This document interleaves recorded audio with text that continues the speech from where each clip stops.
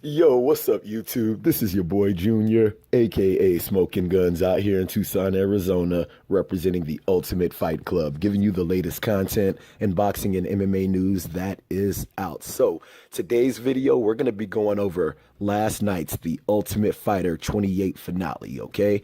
Man, they were actually some really good fights. They were very entertaining fights. And we're going to be highlighting the fights of the Ultimate Fighter finale contestants, who were the women's 145-pound division, that featherweight division, PANNE KIANZAD versus MACY CHIASSON. We're also going to be going over the heavyweight finale contestants, Justin Frazier versus Juan Francisco Espino Diepa. And we're also going to be going over the main event, RAFAEL DOS ANJOS versus KAMARU USMAN.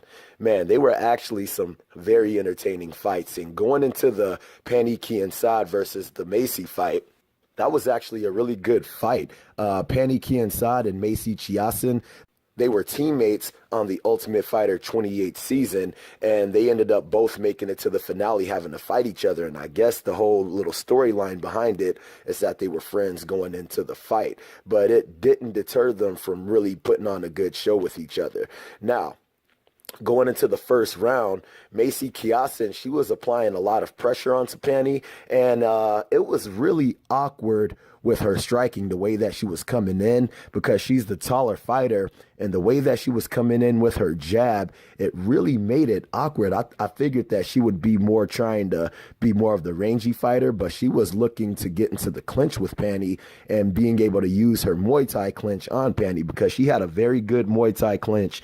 And she was very controlling on the fence when she would press PANNE up against the fence. But PANNE had some friggin' good, nice power in her striking. Every time they would break, PANNE, she would friggin' break off with a friggin' overhand right. And she was catching MACY with some really good shots when they were in the distance. But then going into that second round, MACY, she came in doing the same exact thing, trying to press her way into the clinch. And she, like I said, she had some very awkward striking when she was applying pressure to PANNE. And that awkward striking, I think, is what threw PANNE off, because when it ended up happening, she ended up clipping PANNE with a friggin' really good 1-2. When that 2 straight dropped her to the ground, man, it was a really good hit. And when she dropped, MACY tried to come in and finish her, and she ended up in PANNE's guard. And as soon as she was in PANNE's guard, she was trying to friggin' get some shots off, and PANNE ended up getting an armbar on her. And once she got the armbar on her, she went belly down with the armbar, and it looked like that mug was sunk in. But you could see MACY stepping around her legs. And as soon as she stepped around her legs, I already knew she was out. I'm like, oh man, she got out of that thing. And she had PANNE in a very bad position. And once she had her back, she literally got the hooks in, took her back, sunk in the rear naked choke, and that was pretty much murder she wrote right there. That was actually a pretty entertaining fight, and you got to give your hats off to MACY CHIASSON. She did a very good job being able to get the win, and you got to give your hats off to her for getting that damn 6-figure contract and making it into the UFC. Congratulations on that. Now, going into the heavyweight bout with Justin Frazier versus Juan Francisco, that was actually a pretty entertaining fight.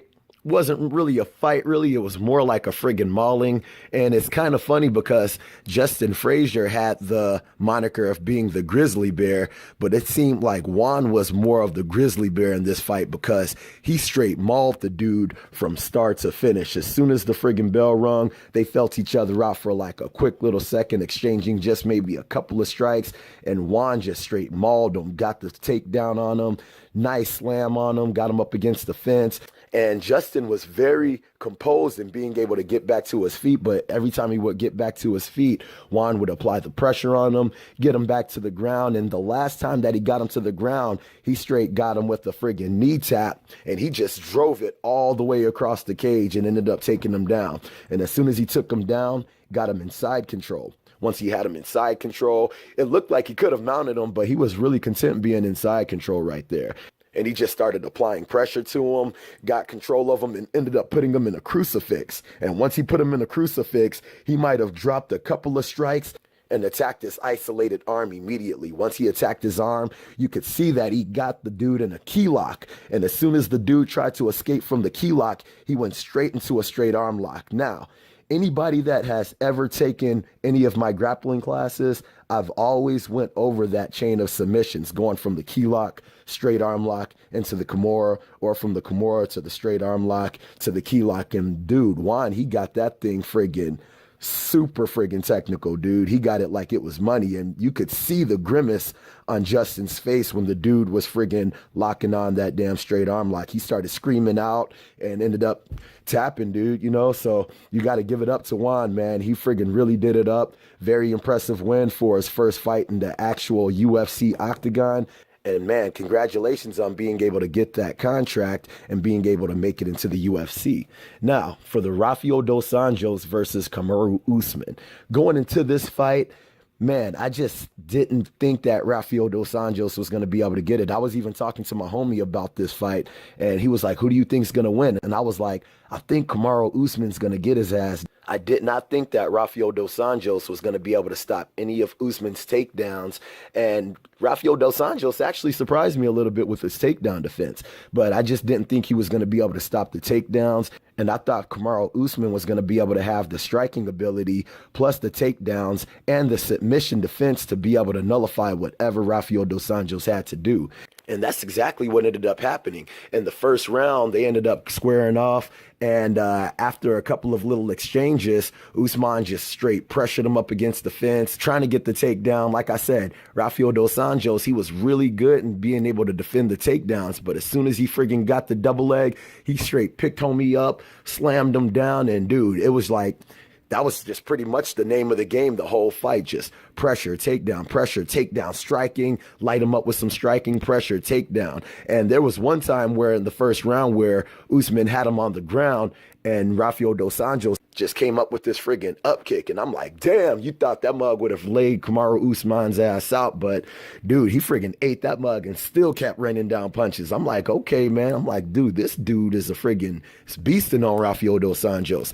And pretty much that was just the name of the game in every single round. Usman literally won every single round from the first all the way to the fifth round. He just did the same thing, applying pressure with some strikes, going into the takedown, going into the clinch, striking from the clinch. He would break off the clinch, break off with some strikes. And he had Rafael dos Anjos on that cage a lot of the time and would just open up with some really good strikes. And Rafael dos Anjos, he was trying to do his thing, trying to use his footwork, trying to get in some good counters. He actually hit Usman with some really good leg kicks, and Usman was just eating them. He wasn't even trying to check him. I would advise him to start checking those kicks because he could get exposed with that, because Rafael dos Anjos was landing some really good kicks on him. Usman wasn't checking him or anything, but he did a very good job in applying the pressure, constant pressure the whole fight, applying pressure with the striking, applying pressure with the clinch, breaking off of the clinch with some really good striking, just breaking Rafael dos Anjos down.